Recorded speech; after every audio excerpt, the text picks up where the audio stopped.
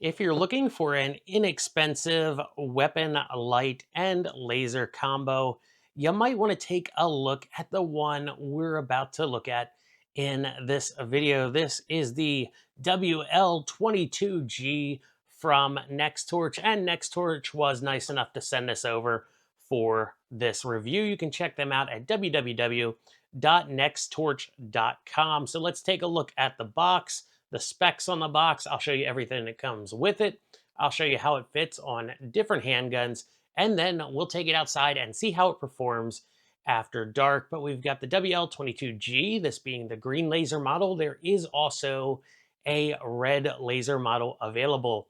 This has a maximum output of 650 lumens. And here on the side, we've got some specs, the 650 lumens, as I just said, and 2601 candela. Its runtime is about an hour. It's weather resistant, and that beam goes out to about 102 meters. It's rated for a 1 meter drop, and it has a 5-year warranty to it. On the back here, it says it's compact and lightweight, Type-C rechargeable, and attaches securely to mil standard 1913, aka the Picatinny rail, and Glock style rails. Now it says again, 1 hour runtime, beam distance 102 meters. It weighs 2.61 ounces, so it's pretty light. Now it is powered by a built-in non-removable 250 milliamp hour battery, and the size of this unit is 55 millimeters by 30 millimeters by 36 millimeters. I'll put it up on the screen what that is in inches.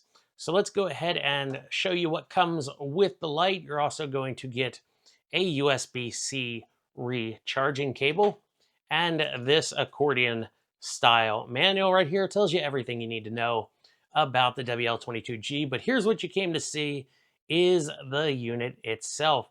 Now this is all aluminum construction, and it's got a large clamping surface on the top. Now this has a fixed Picatinny recoil lug, so there are some handguns that this light will not fit on, and you can't change out the recoil lugs like you can on some other weapon lights. Now up front here we have the LED emitter, and underneath that is the laser emitter. And then on the right side we have an activation button. On the left side we have an activation button. These control the light, and they also control the mode selection. Right here we have our elevation down and up, and our windage right and left for the laser unit. On the bottom here, under this little rubber cover, is a USB-C charging port. As I said, this is a rechargeable light, gives it about 1 hour runtime, and it does have a battery charge indicator light. There's an indicator right here, and if you look at the back right here, this little dot right here, that will light up to let you know if the light is charging or if the light is fully charged. So let's go over the modes, because this is a pretty simple to operate light. It doesn't have a lot of extra modes that you could accidentally activate or have to play with a ton of buttons to get through the different modes. So you press one side to turn it on, press it again to turn it off, on, off. If you press both of these at the same time, you'll cycle through the modes. As you can see, we have the green laser, white light, and green laser there. Just turn it off and it will remember that mode when you turn it back on. And then it's got this large kind of, I wouldn't call it a thumb wheel because it doesn't really stick out that far from the body of the light. You will need some kind of tool. I think it's designed to use a quarter because of how wide these cross slots are. Now I'm going to go ahead and put this on a couple different handguns so you can see how it looks. With this being more of a budget-oriented light, having an MSRP of around 123 bucks, well, I thought I'd try it on a budget-oriented handgun, the PSA Dagger. However, you can see we have this gap between the trigger guard and the back of the unit. With this unit not having a movable recoil lug, there is no way to bring this light closer to the trigger guard there. But it doesn't stick too far forwards. I know you're supposed to get these back as far as possible, but this is just how it happens to fit this gun. It does fit a gun that has a full Picatinny rail underneath of it a lot better. And remember how I mentioned that this had a really wide slot here where it's sized for a quarter? Well, it seems I was right because this fits right into that cross slot perfectly to loosen it and tighten it down. Let's look at it on another handgun. Here it is on my Anderson Kiger 9C. You can see on that full Picatinny rail, it fits fairly flush up against the front of the trigger guard there. This is the SCT aftermarket Glock style frame.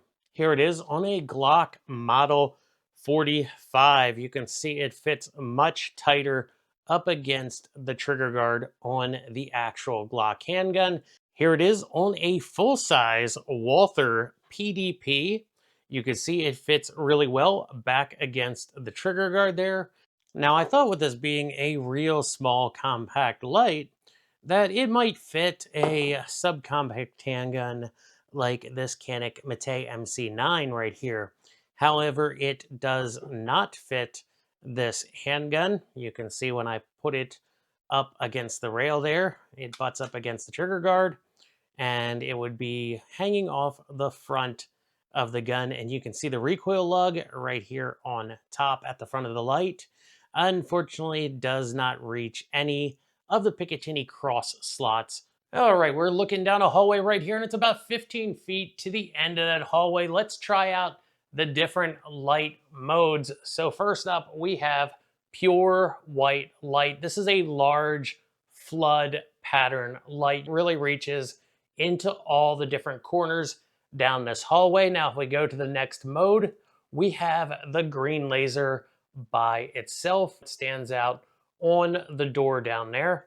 And we press it again, and we are now into the white light and green laser mode. You can still easily see the green laser point right on the middle of the door there.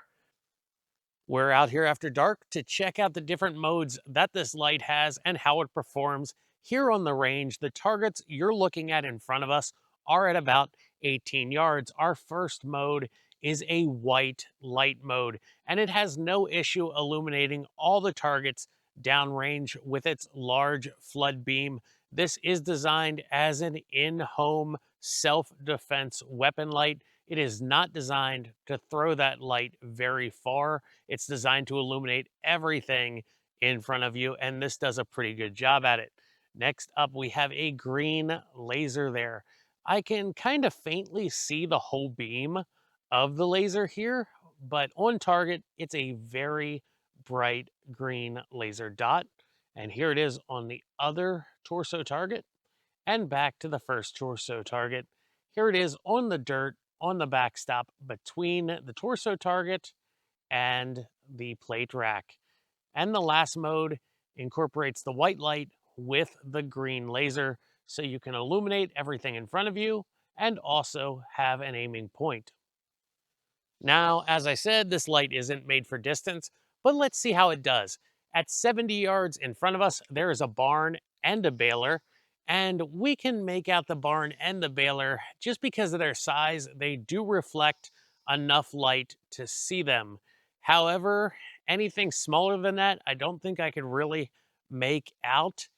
And anything past that, I definitely can't see detail on. Now, from about 50 yards to us from that fence line at the end of the bridge that you're seeing there, I can make out anything in that distance.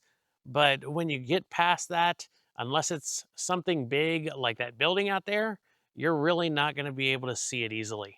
If you're wondering how it did on the range, here's a 10-round group that I just shot at about 6 to 7 yards using the WL22G's green aiming laser only. So it packed them right in there nice and tight. Now, I've only had it on a gun for about 50 rounds. Now, that is only one box of ammo. So long term is still yet to be proven, but so far it's doing pretty good. Let's wrap up this video with my likes and dislikes about the WL22G. So I like how small and compact it is, and I like how easy it is to operate the light and switch between the modes. What I don't like about it is it only has a 1 hour runtime paired with a non-removable rechargeable only battery. So if you go to use this and it doesn't come on because it's not charged, well, you can't just pop a brand new battery in it and go ahead and use it. You're gonna have to plug it in and wait for it to charge. So just like your cell phone, you're gonna have to stay on top of keeping this unit charged, especially if you're gonna use it for home defense or self-defense. If you like what you see here, you can check it out at Nextorch's website, www.nextorch.com. And this has been another WV Guns and Goats video. Thanks for watching.